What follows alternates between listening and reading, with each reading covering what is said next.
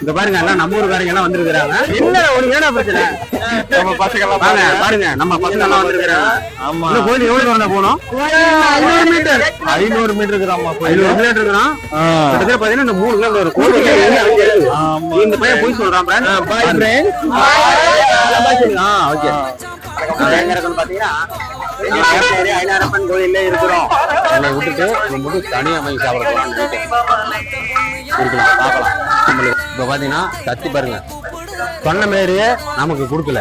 அருணே ஒண்ணுமே வாங்கிட்டு வந்துக்கிறான். நம்ம ஊருக்கு நிறைய புது புது பிள்ளைங்க வந்துருக்குங்க. பிள்ளைங்க வந்துக்குறான் நம்ம பாக்குறோம்.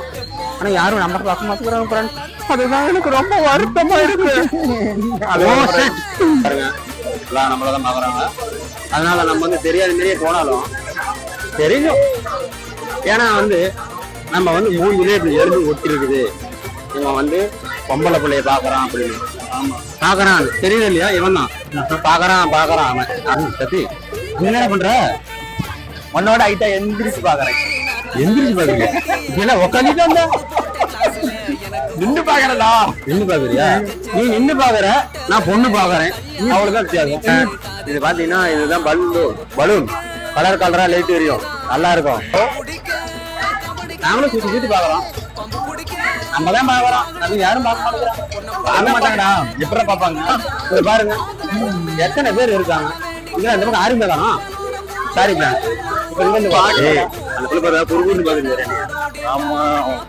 அந்த பிள்ளைக்கு ரிங் போடலாம்.